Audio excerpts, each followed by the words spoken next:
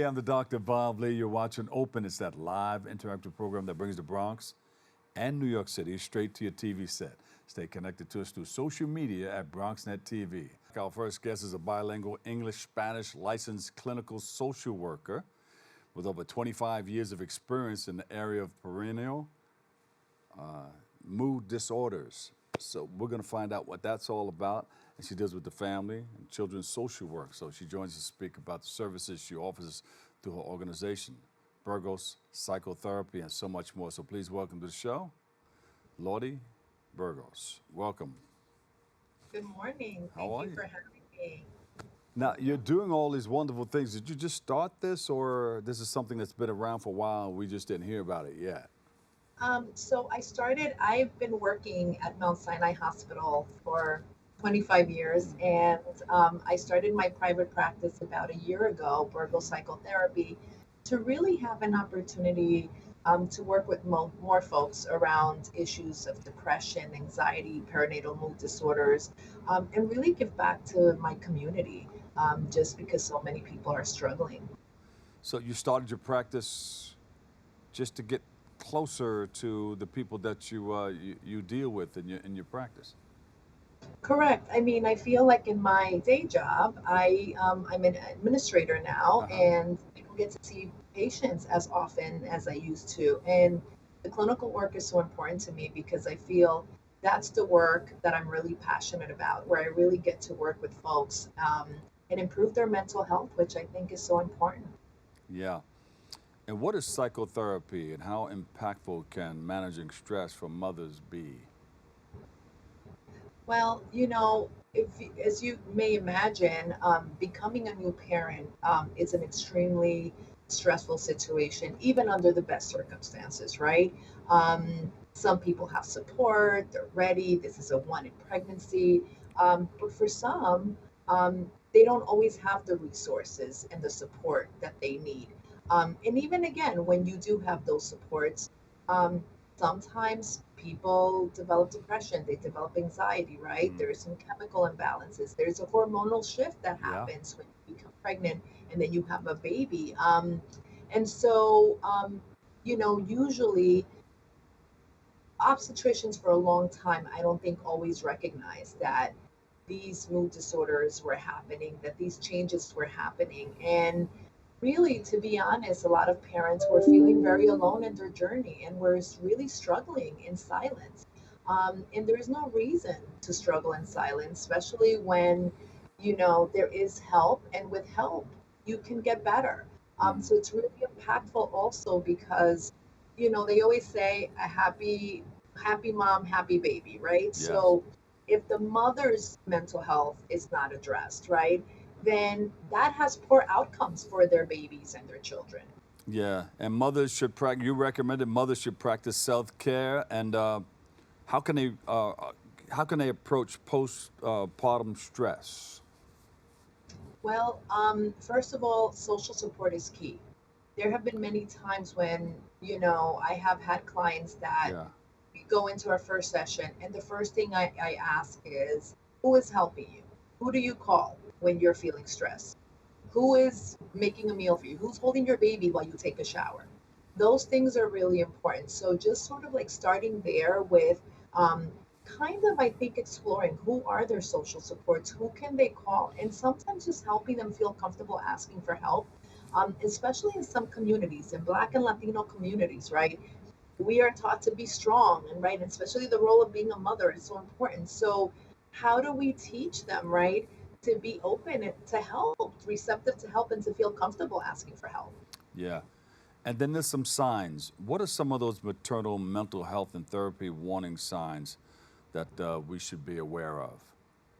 So if you see that a new mom, right, is a little withdrawn, Hmm. if they're crying a lot, right, if they're a bit anxious, because it's not just depression, it can be anxiety, right? So if they're a little anxious more than usual about baby safety, if you see a mom, even anger, people don't realize, but sometimes depression can manifest with anger. So if they're irritable, right, if they are upset, if they are having trouble bonding with the baby, if they don't want to get out of bed, if you feel that they're just not motivated, Yeah. those are all signs to look out for.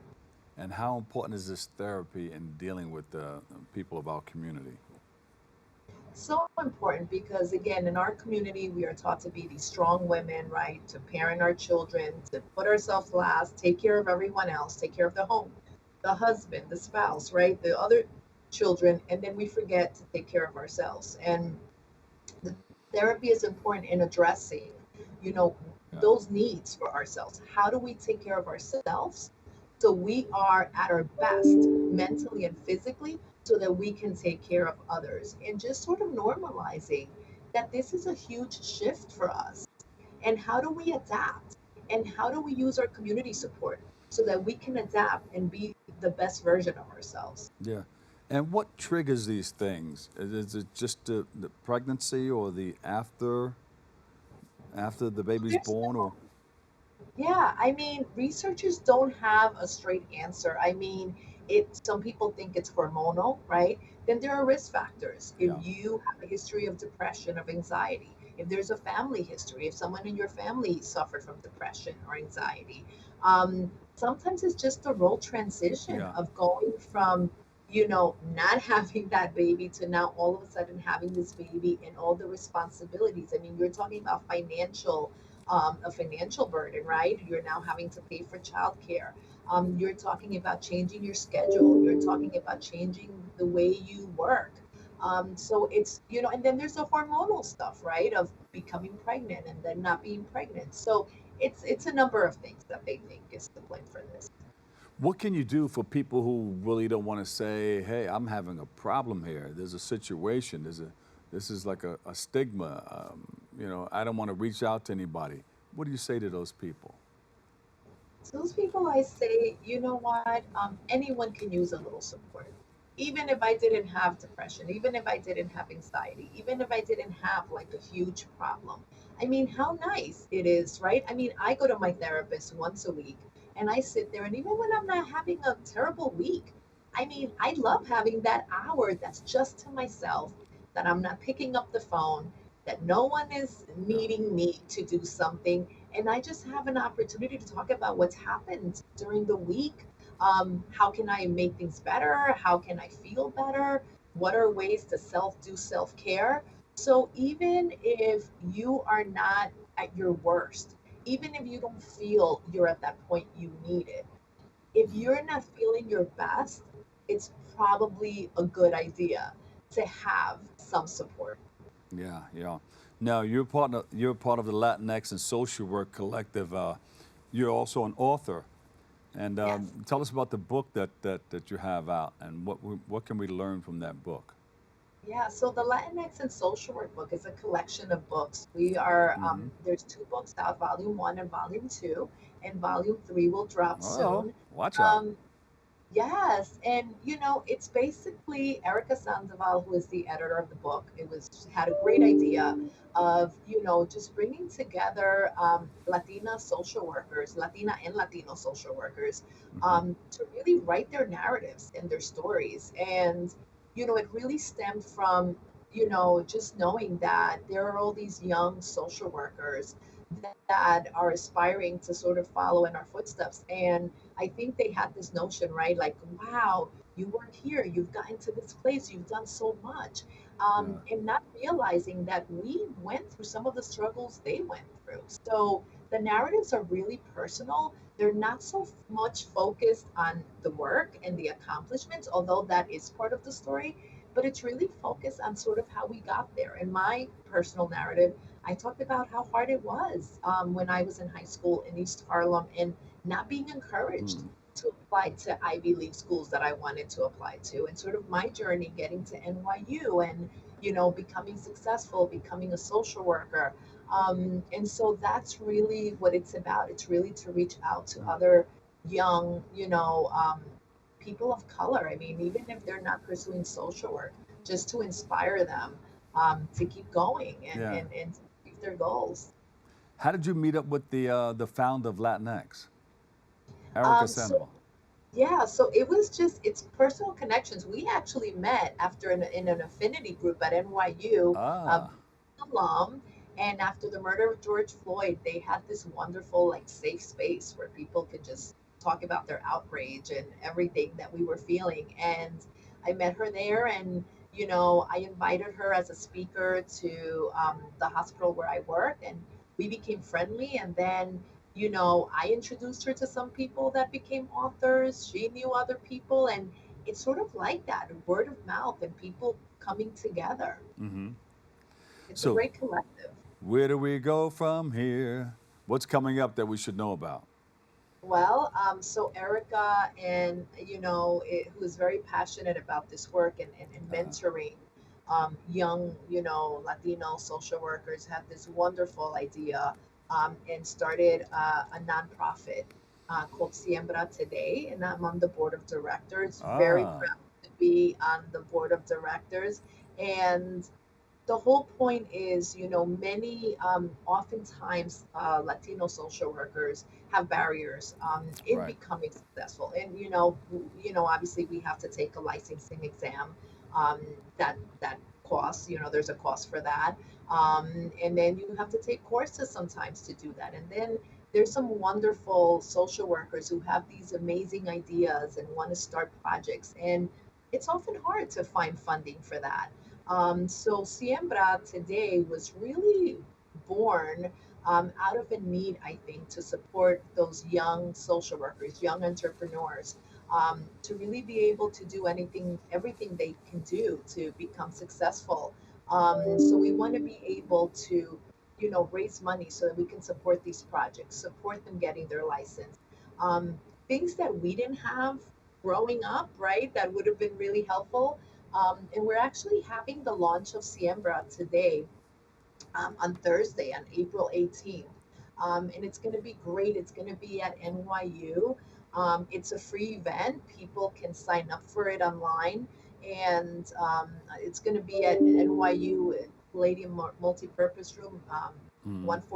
114th Street. And it's in the evening. And starts at 5 o'clock. And it's going to be great. There's going to be some of the authors from Latinx are going to be moderating the panel. And we're just going to be talking about, just the field of social work, and how you can be successful in sharing stories and really networking, which is the most important Yeah, thing for these and social people workers. want to know. I hear your computer buzzing in the background. They're trying to Some reach of the out to you. challenges You're of, busy. like, virtual stuff, yes. It's all good. Where can people go for more information? So they can, if they Siembra today, if they Uh-huh. can just, I'm sorry, I'm looking at the website here. I can't bring it up, but if they just Google Siembra today, it'll come up, and we have the events posted there. Yeah, and we hope that people can join. That's good. Um, You want to give a shout out to anybody that's working with you? They're yeah, I mean, watching us right now. yes, again, I want to thank Alejandra for inviting me to do Uh-huh. this. And I want to thank Erica Sandoval really for bringing us all together, for having this amazing idea of having, Siembra today, and helping all these young Latino social workers. She does a lot of healing stuff. So there's another event on the 20th, Recharge and Revitalize, which is holistic healing. So, we usually combine the psychotherapy with some of the holistic healing. And that can also be found at sandovalcollab.com. That's good. Erica Sandoval and the whole crew. You have to have somebody that gathers people, moving Yeah, people in the same direction for a common cause to make it all correct. happen. We thank you for Yeah, all that you're doing to help others get what they need out of life. We appreciate you. my pleasure. And thank you for having me. You got it.